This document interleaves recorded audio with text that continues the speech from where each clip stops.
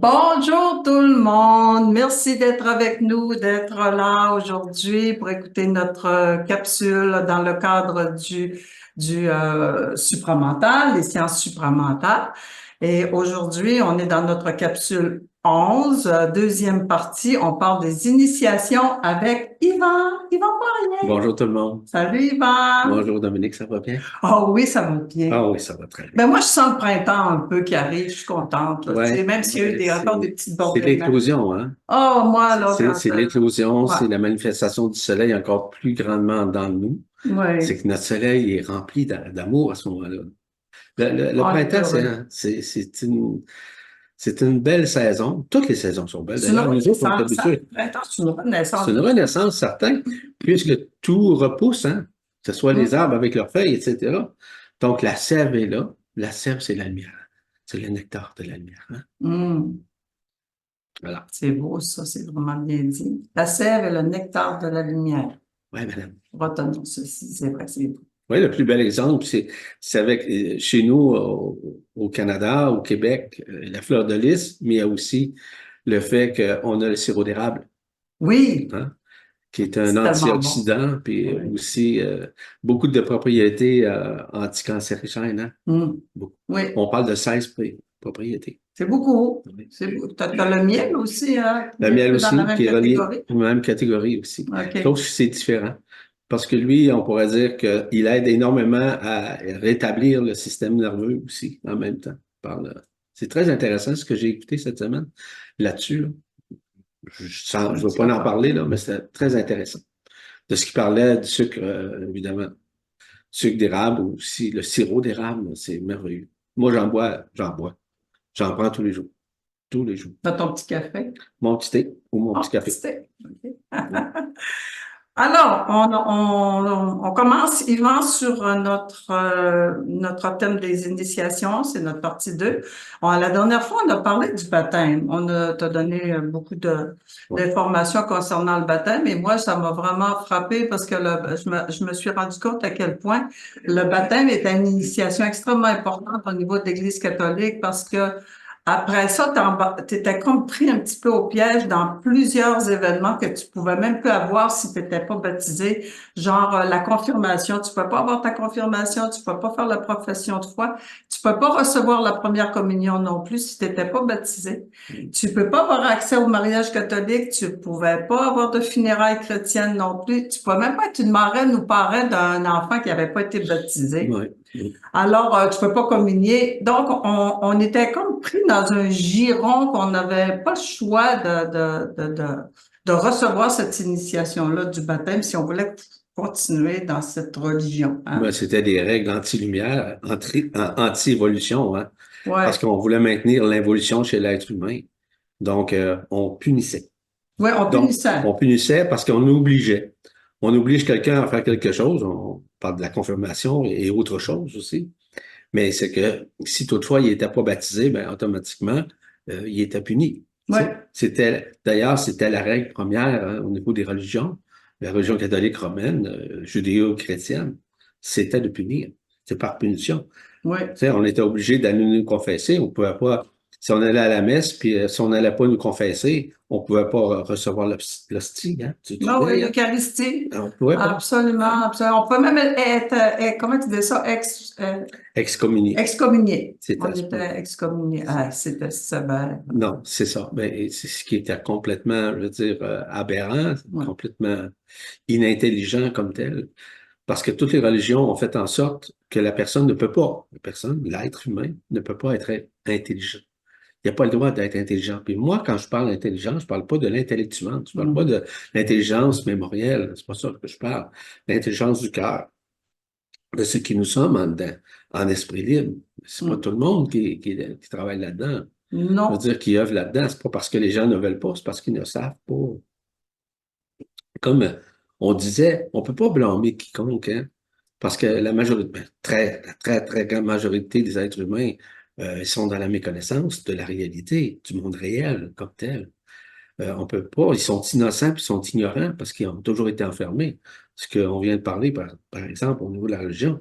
Les gens, s'ils avaient su ce qu'ils savent aujourd'hui de plus en Oui. plus, ils auraient dit, oh, c'est assez, là. Mhm. Hein? Et c'est Il ce aurait qui pu se passe. revendiquer quoi que ce soit. Il n'a pas besoin de revendiquer, mais ça reste quand même du moment où tu es dans un savoir instantané. Ben, automatiquement, tu sais, tu n'as même pas besoin de connaître, tu n'as pas besoin de connaître les règles, tu n'as pas besoin des conditions, parce que les conditions sont très, très démagogiques hein, au niveau des religions. C'est très démagogique. Donc, il n'y a pas de méta-pédagogie là-dedans, c'est-à-dire au-delà d'une pédagogie. C'est qu'on veut instruire les êtres humains. Ça me rappelle un fait où j'étais président, coordonnateur du programme d'aide aux employés à la défense nationale. Et c'est un travail d'orienteur, c'est-à-dire que j'étais responsable, le président, etc. Et j'allais à différentes conférences ou encore dans différents milieux pour recevoir de la formation, pour connaître l'être humain en matière de psychologie, de psychiatrie. J'ai étudié là-dedans, mais je ne suis pas un psychiatre ni un psychologue, là. Mais j'ai étudié là-dedans pour au moins comprendre Les fondements un les peu. fondements de tout ça, pour pouvoir entrer en contact avec ces psychologues, ces psychiatres-là, en tant que représentant pour la Défense nationale. C'est ce que j'ai fait. Mais l'affaire, c'est qu'à un moment donné, je m'en vais à Saint-Jean-sur-Richelieu, ici au Québec. Puis je rencontre un prêtre, OK, qui suivait la même formation que moi. Là, je commence à exposer mon point de vue vis-à-vis, sans juger ou condamner la religion, de la façon que je voyais les règles de conduite. Mais crois-le ou non, là, on faisait ça en jouant au Au pool. pôle. On jouait au pool. OK. Tu sais. On échangeait ensemble en toute honnêteté, en toute transparence. Tu sais. Mais les points de vue que j'ai apportés vis-à-vis ce que je percevais de la religion, là, je parle de 1985, là, ça fait longtemps. Là, Ah oui. tu sais. Beau, là. Donc, je parlais de ça, puis je donnais mon point de vue. Il était très attentif à ce que je lui apportais. Je l'ai revu dans une autre circonstance. Il était défroqué. OK. OK? Dans le sens que je ne sais pas s'il avait compris ce que moi j'avais dit, dans quelle mesure, mais il était sorti de Il la était sorti prêtrise. de là. Vraiment. Ouais. Tu sais, Tu vois, c'est hein? comme ça. Mais simplement pour vous dire qu'à un moment donné, quand tu expliques des choses, ça permet de dire, ah, au moins, j'ai un autre point de vue. Ouais. Est-ce que je vais adhérer à ce point de vue-là? Peut-être. Et peut-être pas non plus. Donc, lui, il était dans ses croyances parce que c'était un initié de la religion. Tu comprends? Ah ouais. Puis quelques mois, en fait, c'est un an après, je l'ai revu, puis j'ai dit, comment ça va, monsieur le curé, juste pour le taquiner. Ouais. Il dit, je suis plus curé, plus rien de ça. Ah, J'ai dit, qu'est-ce que tu fais? Il dit, je suis encore, évidemment, pour le programme d'aide aux employés, mais je me suis détaché totalement de tout ça. totalement de ça. En tout cas, des principes et des règles Quand religieuses. tu peux te permettre une ouverture sur d'autres façons de voir, sur d'autres idées, ça permet de rester peut-être justement dans cette ouverture du savoir un peu, parce que il n'y a rien de pire qu'avoir le cerveau vraiment limité, où on a des programmations, puis on reste dedans, puis on les défend, hein? On les défend en plus, souvent au lieu de C'est un bon point, s'ouvrir. on défend beaucoup Ouais, l'intellect, la mémoire. ouais, Tu sais. Puis l'objectif du savoir, comme tel, c'est de te libérer de toutes tes mémoires. ben oui, c'est Parce ça. que tu veux savoir instantanément, il faut que ton canal soit libéré en totalité. Mhm. Il faut que ton cervelet soit libéré. Il faut que ton âme soit également libérée. Là, tu commences à savoir instantanément. Quand tu es dans le savoir instantané, tu n'as pas besoin de connaissances, tu n'as pas besoin de réflexion extérieure. Puis, ce que tu as, c'est tu reçois. Tu reçois. C'est pas, tu n'inventes pas ça. Tu es en contact vraiment avec le savoir qui est relié à l'esprit au cœur, l'esprit à la source, l'esprit à l'absolu. Tu as accès à ça, là. Mm. Mais ça, c'est ce qu'on appelle les initiés, évidemment, ils ont été libérés de toute leur mémoire. Ah oui. Ce qui est vraiment différent des initiés astrales, OK, ou astro. Puis c'est pas de comparer, de dire qu'il y en a un qui est meilleur que l'autre, c'est simplement que c'est très, très différent. Parce que les gens qui sont initiés astralement, ils sont maintenus dans des connaissances qui ont été exacerbées, des connaissances qui ont été falsifiées. Tandis que quand tu es un initié de la lumière où tu as eu accès en vérité avec l'absolu, automatiquement, tu es libéré de toutes tes mémoires. Donc, tu sais instantanément. On a-tu besoin, par exemple, toi et moi, de se préparer avant une rencontre? Ben toi, non, là. Non, non, non. Ouais. Non, non, mais est-ce qu'on jase avant? Non, non, non, non, non. Non, hein? OK, oui, Non, oui. non. Hein? Moi, je me prépare toujours un peu Non, dans non, mes c'est correct, c'est correct. mais non, non, non. C'est un savoir qui s'exprime à travers ce que tu dis pour expliquer les choses, mais c'est pas des connaissances que j'ai apprises. Non, non, non, c'est Pas ça. du tout. Je ne vais pas ailleurs. Je ne vais pas réfléchir ailleurs. Je ne vais pas me référer ailleurs. Mais pas Non. du tout. C'est ce qui me donne toute la latitude avec toi. J'ai toute cette latitude-là de Exactement. choisir les thèmes que je veux, comment je veux les présenter, parce que je sais que tu vas toujours être dans le fond, Oui. le soutien qui sait en arrière et qui Et je ne explique sais les même choses. pas. J'ai aucune préparation. Non, Jamais, jamais aucune préparation. non. Je vous dis pas ça pour me vanter. Je vous dis, c'est comme ça, le savoir. Tu sais, tu vas me demander, OK, veux-tu qu'on parle de l'amour? Parfait. Je vais te parler de l'amour. Ah, je le sais. OK, je peux aller loin dans l'amour, OK, Ouais. qui est évidemment indéfectible. Je veux dire, c'est pas connu encore. On en parle beaucoup, mais c'est de l'amour beaucoup plus intellectualisé, l'amour conditionnel, l'amour polarisé, tout ça. Le paradoxe de l'amour, hein. Aujourd'hui, je t'aime, le lendemain, je te déteste, Ben là. oui, C'est ça. absolument, Mais absolument. c'est un exemple. Mais Oui. simplement pour vous expliquer une différence de potentiel entre un initié, c'est au-delà de la lumière, hein, c'est un initié de l'absolu, c'est un initié de la source. Donc, c'est parce qu'il faut faire attention. Il ne faut pas mélanger les choses. Un initié de la source, dans un premier volet. Et après ça, tu es un initié de l'absolu, ce qui est différent. C'est totalement différent. Ça, c'est des initiations différentes. Il y en a, ce sont des initiés astrales, OK, qui communiquent à partir de ce que d'autres disent et des connaissances qu'ils ont, où ils rêvent. Ils sont dans un rêve où ils sont initiés, mais ils sont en contact avec l'astralité. Je vous ai mentionné déjà qu'il y a différents plans. Il y a 7 plans. Vous avez le bas astral, vous avez le haut astral. Les gens peuvent aller dans le haut astral, mais ce sont des initiés, OK, qui font partie notamment des religions, qui font partie, par exemple, des sectes, C'est spirituel. du gouroutisme, etc. Des soi-disant maîtres, OK, qui se disent accomplis, qui ne sont pas accomplis, qui ne sont pas ascensionnés. Je donnais aussi l'exemple des 12 rayons au niveau des êtres, comme par exemple coutumier, etc. Ces êtres-là, je les ai rencontrés personnellement. Évidemment, sur les plans éthériques, mais je les ai rencontrés physiquement aussi lorsque nous étions au Mont-Shasta en 2008-2009. Je n'ai pas inventé ça, ils sont là devant moi. Tu sais, un par un. J'ai pas inventé ça. Mais tu sais, tout le monde pensait et tout le monde disait, tout ce qui avait été témoigné au sein des réseaux sociaux, qu'ils étaient ascensionnés. C'est faux.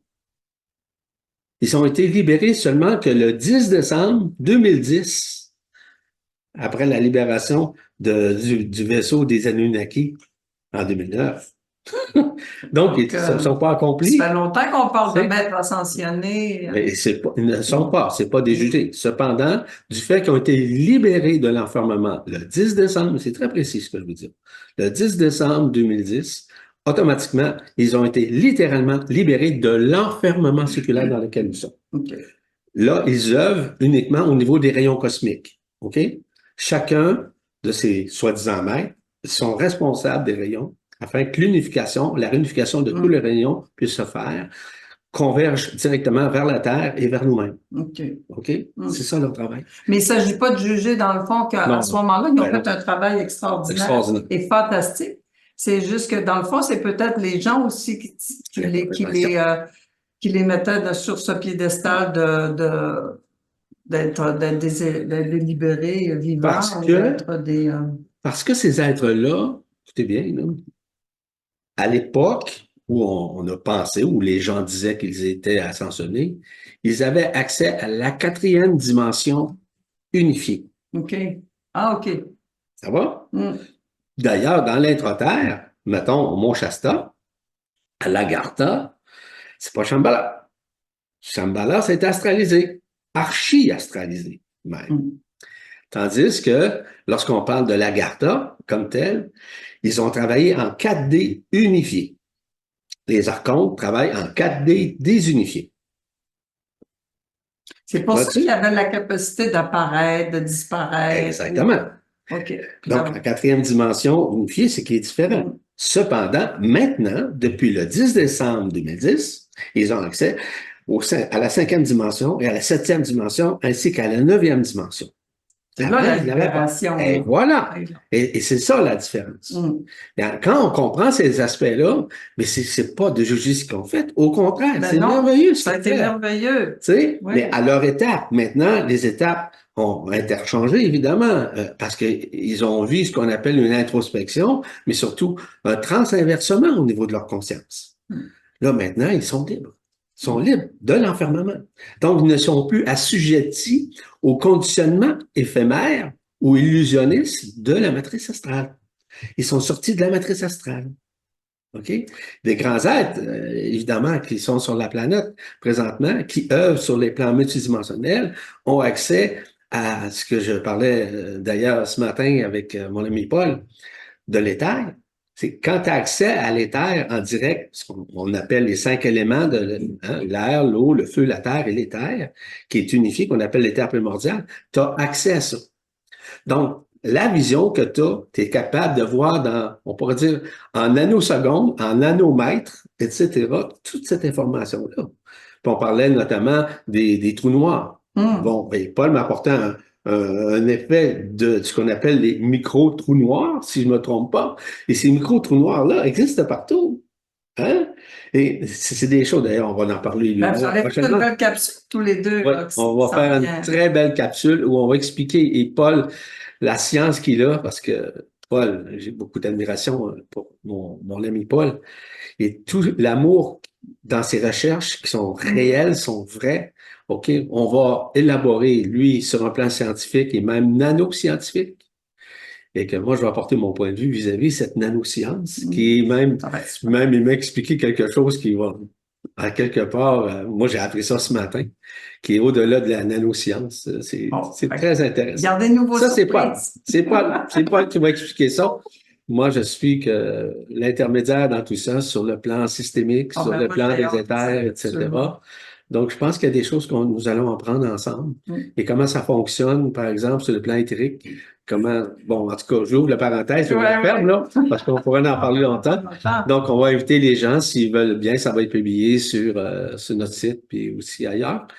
Et ça va être extrêmement intéressant pour Ouais. comprendre cette métascience. Ça va être super. J'ai très, très hâte à cette capsule. Alors, on continue nos initiations. On a parlé aussi la dernière semaine, c'est ça, de la circoncision. Oui, Hein? oui. On s'est amusé un peu à rire un peu de ce qui se Ouais, passait à cette intéressant. époque-là, que c'était drôle.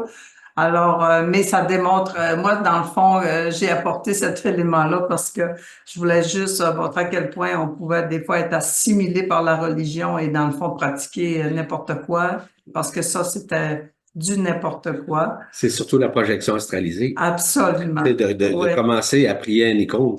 C'est comme Et j'expliquais. les reliques et tout, Les reliques. là, c'est Si ça, les là. gens prient les reliques, Ouais. mais émettent leurs énergies dans ces reliques. C'est incroyable. OK? Oui. Et écoutez, Oh. moi, je l'ai constaté moi-même quand je suis allé à Lourdes en tant que tel.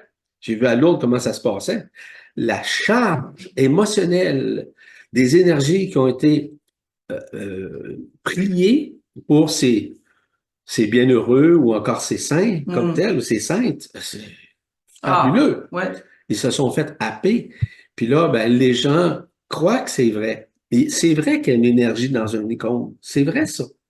Mais cette énergie-là peut te servir si tu es capable d'avoir suffisamment d'humilité pour pouvoir l'accueillir. Ouais, Hein? c'est C'est ça. c'est Ouais. de l'énergie pure, là. C'est toute la programmation qu'il y a en C'est ça. arrière qui devient comme des fois. L'affaire, c'est que tout a été émotionnellement créé à travers justement ces saints, à travers ces bienheureux, ces saints, ces saintes, évidemment. Mm. Et que eux autres, qui ont été enfermés, hein. N'oubliez pas une chose, que tous ces êtres-là ont été enfermés. Ils étaient sur un palier dans le haut astral et que maintenant, ils sont libérés du haut astral. Ils sont libérés du bas astral aussi pour certaines, mais maintenant, ils sont libérés du haut et du bas astral. OK. Parce que maintenant, ils sont sur les plans éthériques, ce qu'on appelle les plans intermédiaires de création et de co-création.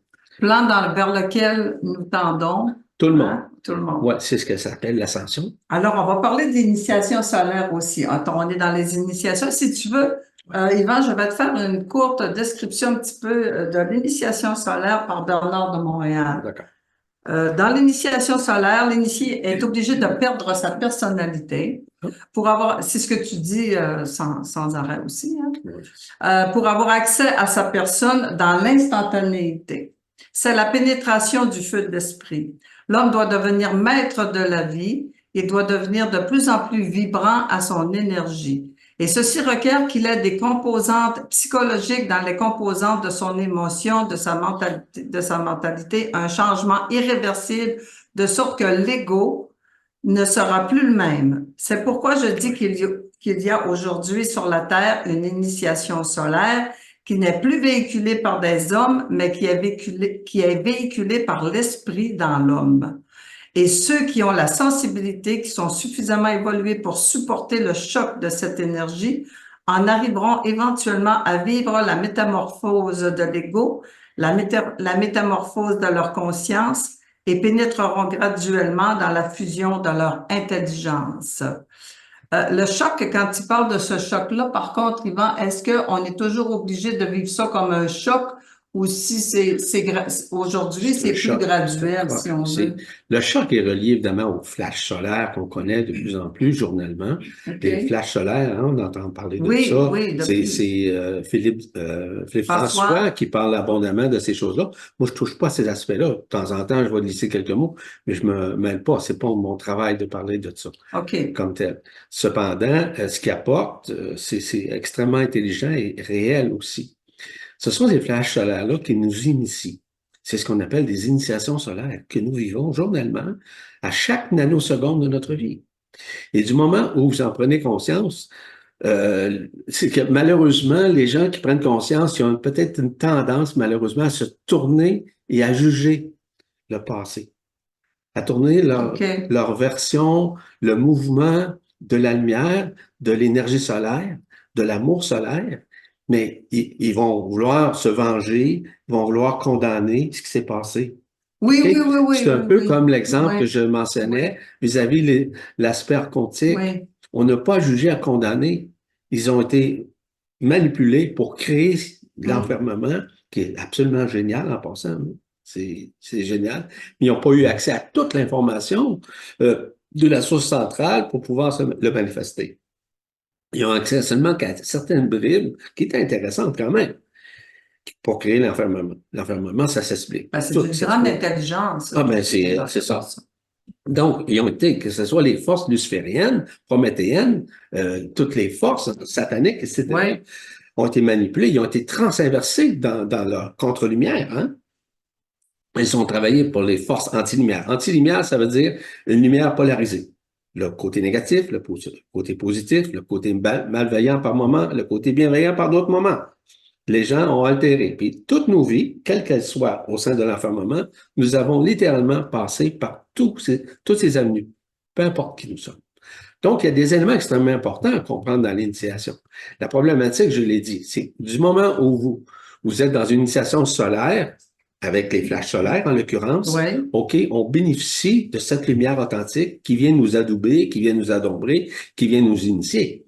En somme, c'est un peu ce qu'on parlait, le nectar. Hein? Le nectar Oui. de la lumière. C'est C'est le beau, beau le mot qu'a utilisé. Oui, oui, Le c'est nectar beau. de la lumière, évidemment, c'est quoi? C'est le Graal. C'est le Graal. Les flashs solaires, c'est du Graal pur. Le Graal pur est aucunement polarisé. Il n'y a pas de négatif, il n'y a pas de positif. C'est la neutralité qui s'exprime à travers notre conscience. Mais il y en a qui revendiquent encore. Tu sais, quand on parle, par exemple, sans juger, là, les gens qui sont vaniteux spirituels, les gens qui sont dans l'ego spirituel se font happer Hmm.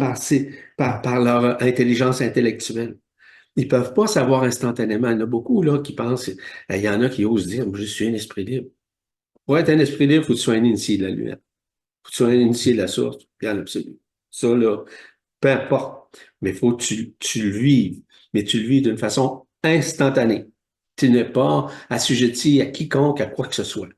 Tu observes ce qui entoure ton environnement, mais aussi, puis quand tu parlais tout à l'heure de ce que Bernard disait par rapport à l'ego est encore là. Le personnage est Oui. encore là. Oui. Cependant, c'est que l'ego est disloqué, dislocationnalisé. Ça veut dire quoi? Ça veut dire que l'ego, graduellement, là, il s'éteint. Mais il s'éteint dans le sens où il se ramollit. il est plus flexible, OK. il est plus vrai. Il n'a pas besoin de se soucier, il se casse pas la tête. Il est libre. Il est libre. Il laisse les autres libres. Il respecte les autres dans leur liberté. OK. C'est ça, l'intelligence. L'intelligence n'a rien à voir avec avoir des connaissances. Il y a encore une mémoire, au contraire. C'est un peu comme les gens posaient la question dans un savoir instantané. Dans un premier temps, pour être dans un savoir instantané, tu dois être littéralement libéré de toutes tes mémoires.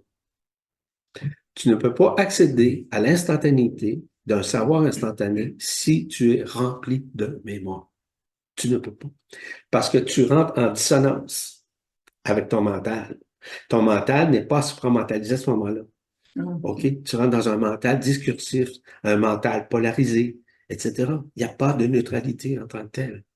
Donc, c'est des choses que les gens ne connaissent pas. Donc, un initié solaire, évidemment, qui reçoit, parce que tout le monde, hein, on est tous adoubés. Là. Il n'y a pas un être humain qui n'est pas adoubé sur la planète. Les flashs solaires que nous vivons, là, c'est seulement qu'une comète qui passe. Une comète qui passe, on vit une initiation. Regarde, prochainement, le 8 avril, il va y avoir une éclipse. Oui. Ben, tenez-vous bien, parce que ça va donner un gros coup. Le 8 avril, le 8, ça dit quoi ça? C'est le lemniscate. Voyons, Le le lemniscate. lemniscate sacré, OK, qui se tourne à la verticalité. C'est ça, le 8 avril. Donc, vous allez voir, vous allez ressentir des choses. À moins que vous ayez l'ego gros comme la planète, là, ça, c'est pas pareil. Mais, tu sais, rentrez pas vos connaissances là-dedans, ça va dépasser littéralement toutes vos connaissances, et peu importe lesquelles vous avez. OK. C'est une grande initiation, le 8, tout le monde. Il faut dire. Accueillons. Accueillons. Accueillons, c'est ça. Accueillez. Parle-nous de l'initiation lunaire. Alors, l'initiation lunaire, on dit bien, hein, la Lune, là, c'est pas un soleil, elle réfléchit la lumière. Hein.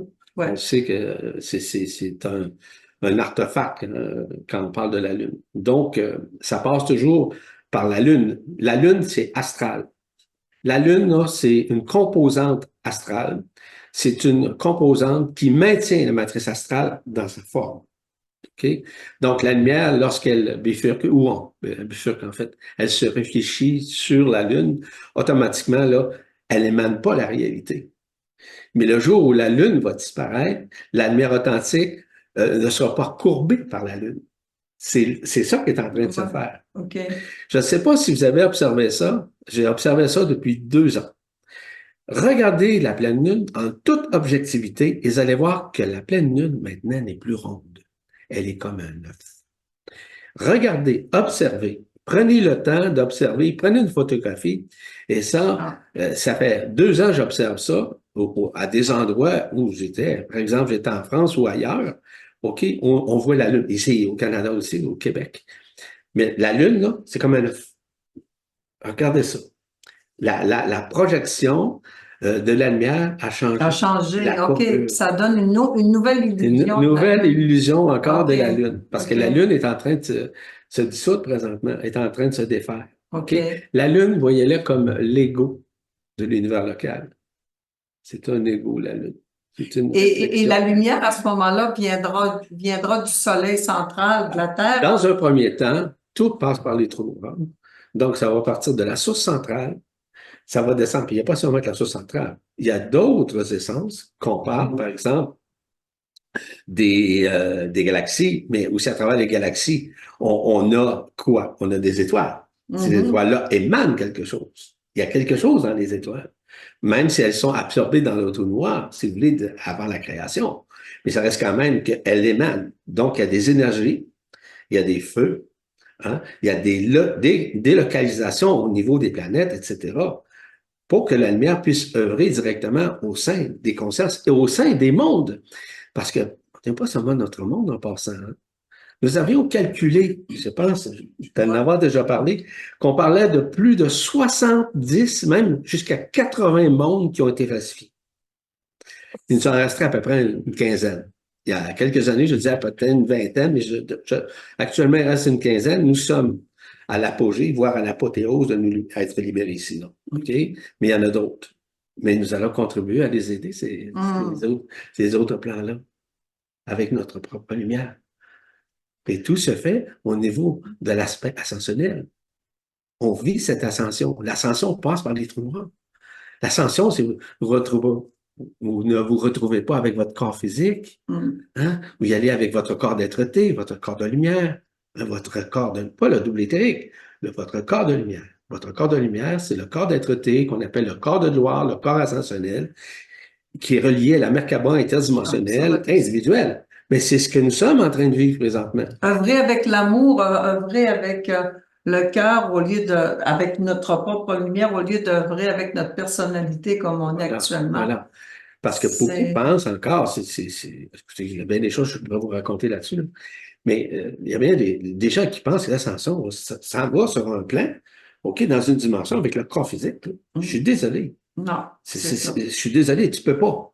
Tu peux pas. C'est que tu traverses les dimensions et pour arriver à arrimer directement dans une dimension, tu dois être libéré de ton corps physique. Par contre, tu as ton corps de lumière qui est identique dans la forme, mais beaucoup plus jeune. Ah oui, OK, oui, on est que ton corps physique. Et c'est quelque chose de très particulier. Oui, ça va être Donc, l'ascension, c'est quelque chose d'extrêmement important, qui est méconnu d'ailleurs sur la planète, parce que c'est à peu près, comment je dirais bien, plusieurs réseaux expriment leur façon de voir tout ça. Moi, j'ai un point de vue totalement différent de tout ça, parce que, en tout cas, j'ai expliqué ça, puis je l'explique. Mais j'aimerais qu'on en reparle, si tu veux, Yvan, plus tard, dans une autre capsule, justement, de l'ascension, parce que pour jaser avec plusieurs personnes, je me rends compte que certaines personnes me disent, ben, moi, je vis beaucoup de prestase.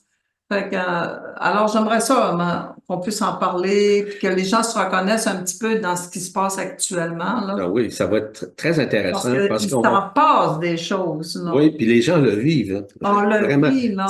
Ils peuvent pas le nier, ils peuvent pas le réfuter. OK? Oui, ils sont certains de le vivre, mais ils sont surtout dans l'évidence de le vivre, ce qui est encore vraiment différent de la certitude. Hein? Donc, dans l'évidence, c'est dans l'être. Tu le vis fondamentalement dans ton corps, dans la physiologie, dans ta psychologie, dans ta psyché et tout ça. Et c'est ça, l'ascension. Donc, la prestance est reliée évidemment à la stase finale. La prestase, c'est une préparation. Prestase. Donc, on se prépare à vivre la stase finale, qui est reliée à l'ascension finale. Et on parlera à ce moment-là de la stase finale, si tu veux. Il y a une autre initiation, parce que je sais que le temps coule, que je voulais vraiment jaser avec toi, parce que c'était la première fois que j'entendais ça. C'est l'initiation de Gaïa, qui est reliée à la Kundalini sacrée. Et j'aurais peut-être juste un petit texte à lire et tu pourras commenter. La Kundalini est dans le corps humain situé au niveau du sacrum, un des systèmes les plus importants utilisés dans toutes les traditions initiatiques. Cette initiation permet, entre autres, de réaliser une connexion à 100% avec Gaïa, connexion nécessaire pour tous ceux qui prennent soin de leur corps physique et énergétique. La Kundalini de Gaïa, ça, j'ai hâte que tu m'en parles. La Kundalini de Gaïa sort actuellement du sud du Chili et traverse toute l'Amérique pour s'enfoncer dans la terre à la frontière des États-Unis et du Canada, au niveau des 3 grands lacs, le lac supérieur, le lac Huron et le lac Michigan.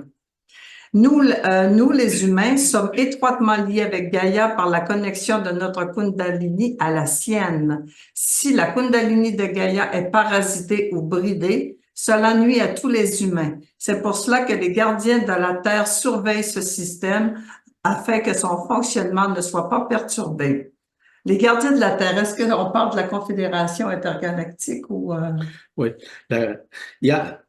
Moi, j'explique 2 confédérations. Il faut faire attention, ne pas mélanger le mot fédération avec confédération. OK? Il y a des fédérations, OK, d'êtres qui ne se sont pas joints, ils n'ont pas joint la confédération. Vous avez la Confédération intergalactique des mondes libres, intergalactique. Vous avez également la Confédération interdimensionnelle des mondes libres. C'est 2 mondes distincts. Cependant, ils travaillent en concomitance, ils sont alliés ensemble. OK? Ils travaillent d'une façon concomitante à un travail spécifique. Ceux qui travaillent sur le plan multidimensionnel, la Confédération interdimensionnelle des mondes libres, œuvre à travers l'intra-terre. Et l'intra-terre, c'est ce qu'on appelle l'onde de vie. L'onde de vie qui remonte présentement. Par où passe-t-elle? Elle passe dans un premier temps Par la Kundalini, Ah, c'est bon. par le sacrum. OK. Donc, automatiquement, elle remonte. Elle remonte où? Au plexus solaire. Hein? Plexus solaire, à un moment donné, il y a une libération. C'est la lumière, c'est l'onde de vie qui traverse. Remonte au cœur, remonte évidemment au corps causal, à tous les corps dits inférieurs et supérieurs, comme tel. Mais aussi au niveau des chakras. Mais ce sont des éléments extrêmement importants, selon moi, selon le savoir qui m'est donné, de pouvoir expliquer ces choses-là, afin que les gens comprennent l'au-delà de l'au-delà, ce que j'appelle le par-delà. Le par-delà de l'au-delà, c'est d'expliquer ce qui se réalise en soi qu'on ne connaît pas, parce qu'on est encore écrasé, encore écrasé par la magnétosphère, l'héliosphère, la ionosphère et la noosphère. Mais la noosphère, maintenant, est libérée. Étant libérée, c'est elle qui émet avec l'onde de vie l'énergie nécessaire pour pouvoir renouer. Ça fait partie de l'initiation, ça aussi. L'onde de vie, lorsqu'elle remonte au sein du corps, à partir de la Kundalini, Ouais. ben, il y a un travail intrinsèque de libération. Libération de quoi? De la mémoire. De la mémoire, de la Terre, OK, dans sa Kundalini, puis la libération également de nos mémoires au niveau du sacrum. Tout a été relié aux trois premiers chakras de la création. Hein? Ouais. Hein? On parle de la Kundalini, on parle les trois couronnes radiantes, en ça. Les trois couronnes radiantes ont été enfermées. La Kundalini, ou le sacrum, le cœur, OK, ce qu'on appelle les couronnes radiantes, et celle de la tête aussi. L'onde de vie, sa force, c'est de libérer toutes ces mémoires émotionnelles de toute notre histoire, afin que ça fait partie de l'initiation. Donc, vous avez l'initiation solaire qui vient du soleil central, qui passe à travers notre soleil du système solaire et d'autres soleils, et qui permettent de nous adouber. Mais le rôle de la Terre, parce qu'oublie pas que le centre cristallin de la Terre, OK, est relié au même centre cristallin que Sirius. Même chose, c'est identique, identique. Donc, la planète Terre est adoubée nécessairement parce qu'elle a été créée à partir d'une copie conforme, OK, de Sirius. Donc, la Terre, l'intra-Terre, c'est Sirius aussi. Aussi, c'est Ouais, sûr. la même chose. Est-ce que tous les mondes, c'est Sirius? Je vous le dis, il n'y a pas beaucoup de mondes qui ont été adoubés par Sirius en tant que tel. Hein? On parle à peu près de 80. Bon.